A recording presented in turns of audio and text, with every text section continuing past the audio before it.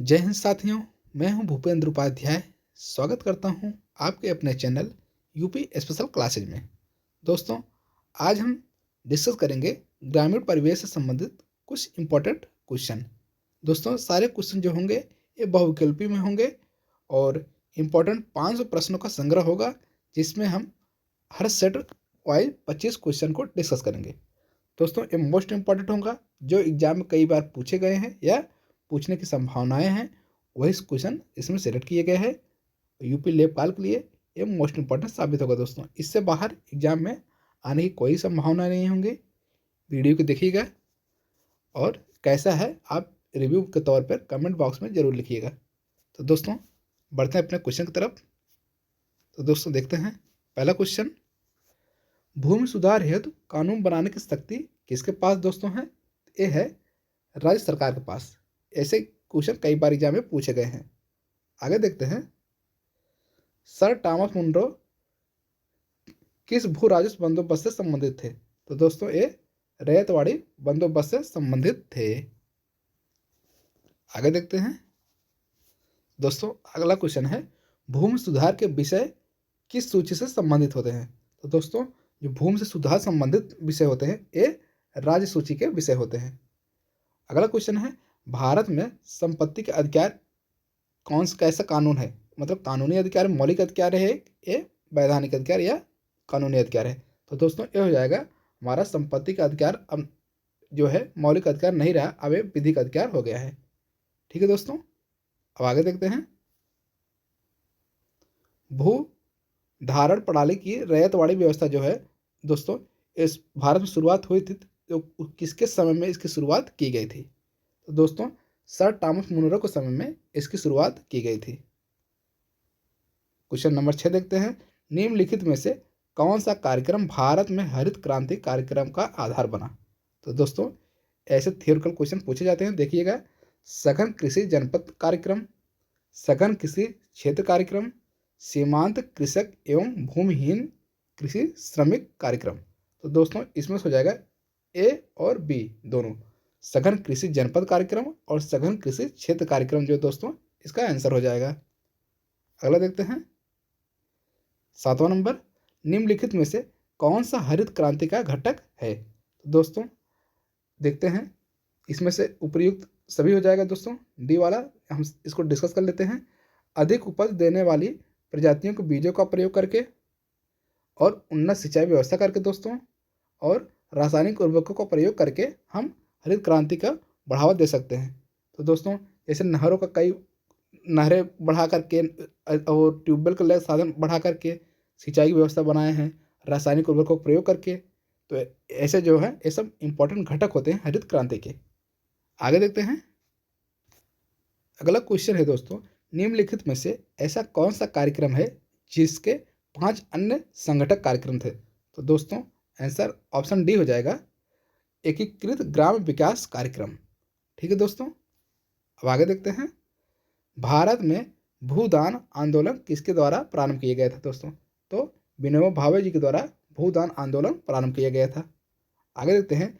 गांव में रसोई घरों में प्रयुक्त पारंपरिक गैस जो चूल्हे होते हैं, इसमें जो ईंधन उपयोग किए जाते हैं, इसमें कितने ऊर्जा जो है वेस्ट हो जाते हैं? तो दोस्तों, 70% ऊर्जा लगभग वेस्ट हो जाते हैं गांव में, जो पहले जो ऊर्जा इस्तेमाल किए जाते थे ईंधन उसका।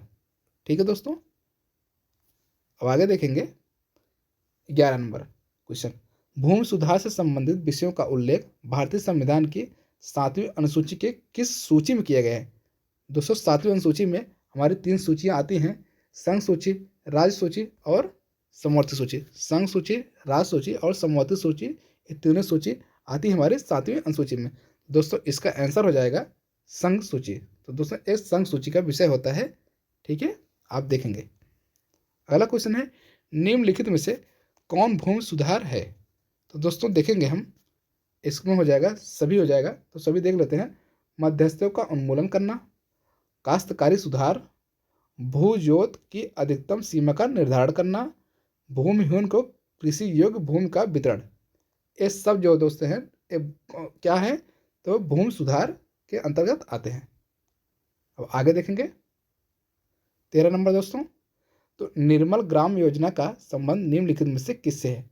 तो दोस्तों हो जाएगा मल मूत्र ठोस एवं अर्ध ठोस कचरे को स्वच्छंद निस्तारण, मतलब एक तरफ से आप समझ सकते हैं जितने भी गंदगी होते हैं उस सब का निपटारा ही इसका इस योजना का जो है मुख्य उद्देश्य था। ठीक है दोस्तों, निर्मल ग्राम योजना।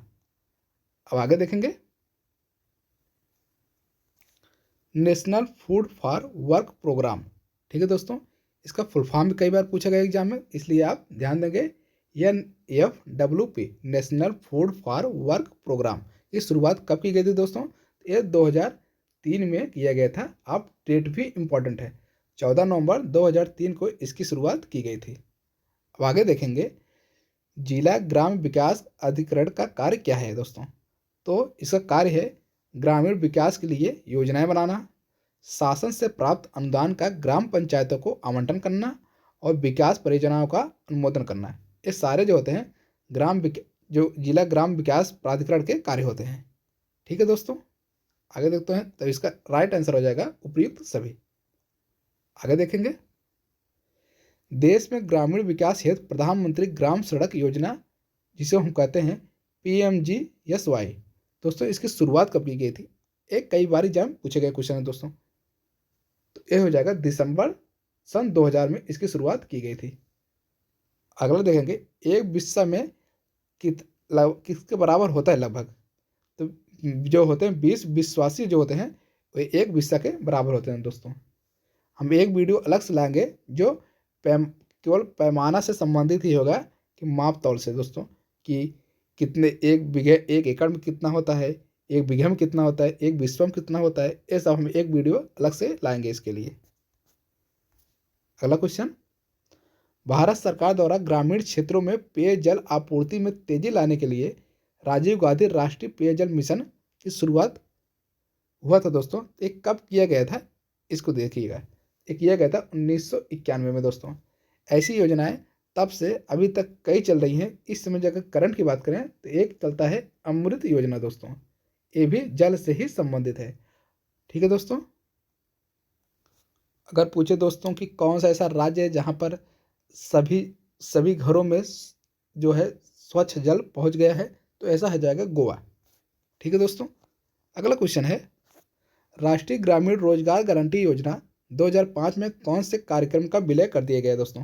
इसमें जो है काम के बदले अनाज योजना और संपूर्ण ग्रामीण रोजगार योजना दोनों का विलय कर दिया गया था राष्ट्रीय ग्रामीण रोजगार गारंटी योजना में, मतलब मनरेगा में। ठीक है दोस्तों, एक एग्जाम में पूछे गए क्वेश्चन है सब। आगे देखते हैं ग्रामीण पर्यावरण की सुरक्षा किसकी रोकथाम द्वारा की जा सकती है दोस्तों? तो ये हो जाएगा उपयुक्त सभी, इसका आंसर हो जाएगा। और देखते हैं कौन कौन से ऑप्शन इसमें होंगे। ठीक है दोस्तों, ये हो जाएगा वायु प्रदूषण की रोकथाम करके, जल प्रदूषण की रोकथाम करके, मृदा प्रदूषण की रोकथाम करके। तो दोस्तों इसका आंसर हो जाएगा उपयुक्त सभी। तो जैसे अधिक रासायनिक खादों का प्रयोग होगा तो मृदा प्रदूषण बढ़ जाएगा दोस्तों। और जल प्रदूषण, जो कचड़े उसमें जल फेंके जाते हैं, गंदगी की जाती है, जल प्रदूषण हो जाएगा। वायु प्रदूषण, वाहनों द्वारा जो निकाला जाते हैं धुआं निकलते हैं, इससे वायु प्रदूषण फैलता है। ये सब रोकथाम जो होता है इसका आपका हो जाएगा चौथा ऑप्शन। ठीक है दोस्तों, अब देखेंगे ग्रामीण पर्यावरण में वायु प्रदूषण होता है तो अधिकतम किसके द्वारा होता है दोस्तों? ये भी उपयुक्त सभी हो जाएगा। अब देख ले एक बार ऑप्शन सारे, घरेलू चूल्हों तथा धूम्रपान द्वारा उत्पादित धुओं से, ये भी सही है दोस्तों।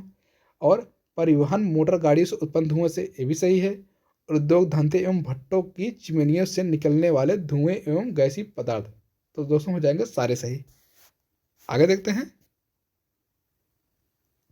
Crop agriculture produce loan scheme प्रारंभ कब की गई थी दोस्तों? एक किया गया था कॉरपोरेशन बैंक के द्वारा, इसका प्रारंभ किया गया था crop agriculture produce loan scheme. ठीक है दोस्तों, कॉरपोरेशन बैंक के द्वारा। ठीक है, अगला है ग्रामीण क्षेत्रों में रोजगार की दृष्टि से खेती के बाद कौन सा महत्वपूर्ण कुटीर उद्योग धंधा है दोस्तों? अगर आप पूछे ग्रामीण क्षेत्रों में रोजगार की दृष्टि से खेती के बाद कौन सा महत्वपूर्ण कुटीर उद्योग है, तो आपका ऑप्शन हो जाएगा आंसर हथकरघा उद्योग। ठीक है दोस्तों, ये इंपॉर्टेंट है। तो दोस्तों अगला देखते हैं ग्रामीण क्षेत्रों में बुनकरों की बेहतरी के लिए निम्नलिखित में से कौन सी योजना सरकार द्वारा चालू की गई है? दोस्तों इसमें हो जाएगा उपयुक्त सभी आंसर हो जाएगा। देखते हैं, हथकरघा विकास केंद्र योजना, और दूसरा हो जाएगा हैक यार्न प्राइज और समिति योजना और थिम फ्रंट योजना। दोस्तों जो तीनों हैं शुरुआत किया गया है बुनकरों की बेहतरी के लिए, ग्रामीण क्षेत्रों में उनका विकास, उनका डेवलप के लिए ये प्रारंभ किया गया है। आज का अंतिम क्वेश्चन है, भारत में जनपद के राजस्व संग्रह का सर्वोच्च अधिकारी कौन होता है? दोस्तों तो होता है जिला अधिकारी। ठीक है दोस्तों, तो आज हमारा 25 क्वेश्चन डिस्कस कर लिए हैं। आप इसको एक बार रिवीजन कर लीजिएगा और फिर अगले वीडियो में 25-25 क्वेश्चन करके हम 500 क्वेश्चन को डिस्कस कर लेंगे, और लगभग जितने क्वेश्चन बनेंगे आपके 25 में से 20 क्वेश्चन तो यहाँ से बन ही जाएंगे। ठीक है दोस्तों, तो मिलते हैं नेक्स्ट वीडियो में। इसी तरह साथ बने रहिएगा, मिलते हैं नेक्स्ट वीडियो में। थैंक यू सो मच दोस्तों।